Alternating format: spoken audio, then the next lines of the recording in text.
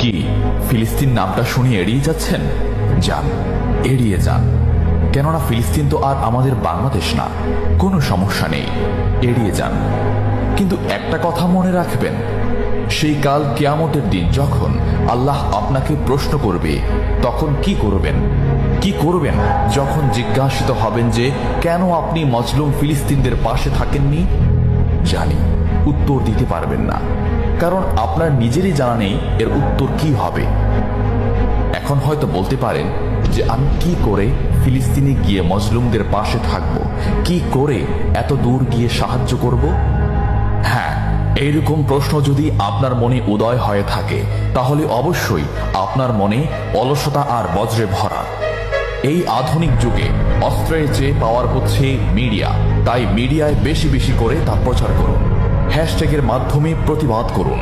এই ক্ষুদ্র প্রতিবাদ একদিন অনেক বড় প্রতিবাদ হয়ে দাঁড়াবে।